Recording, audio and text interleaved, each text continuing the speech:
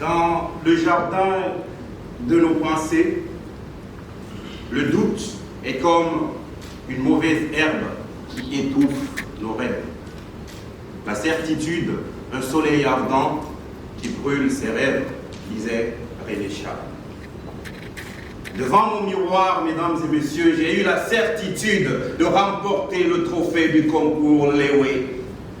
Et quand j'ai posé un regard et mis un nom sur le visage de mes valeureux challengers, de manière soudaine, une petite voix dans ma tête m'a dit « Et si ?»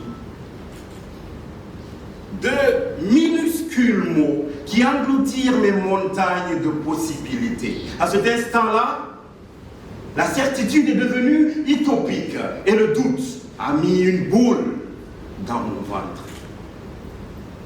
Face à ce dilemme, et comme je le fais souvent, j'ai posé mon thème de concours à ma grand-mère. Elle a 85 ans et elle vit à Cancan. Elle m'a donné une réponse hilarante.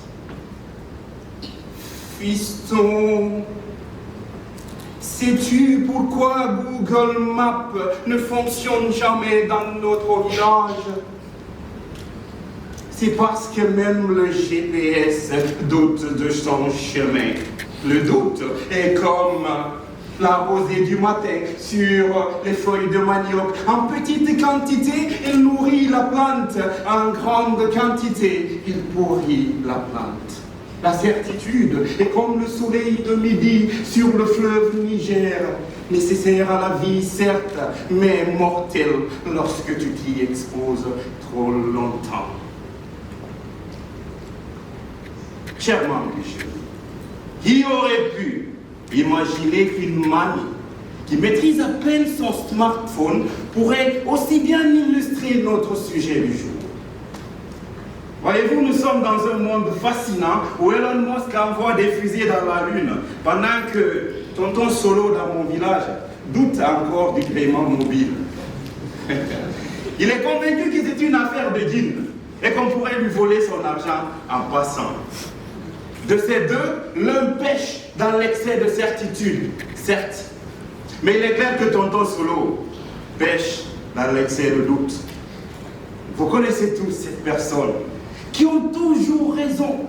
Même si Google leur dit le contraire, ils soutiennent que c'est Google qui a tort, n'est-ce pas?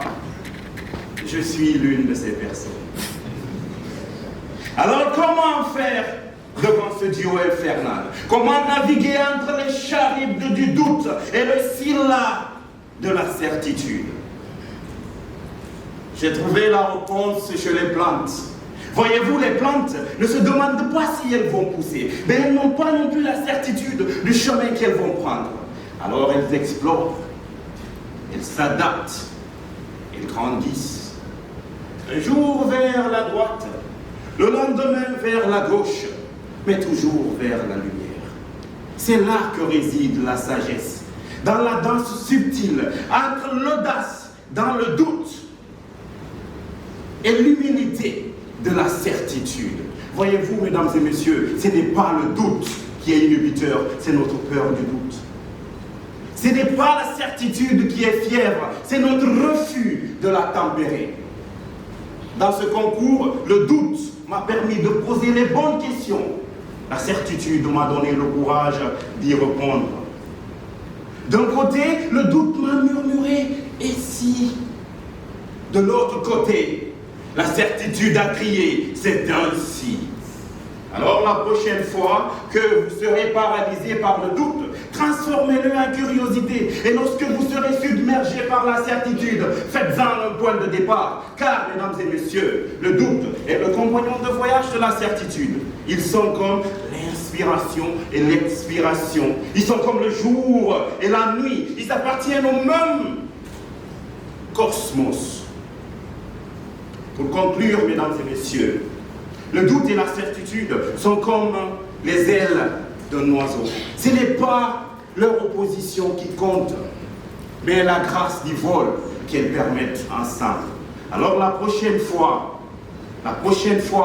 accueillons nos doutes et nos certitudes comme étant des notes dans la symphonie de notre existence. Asie.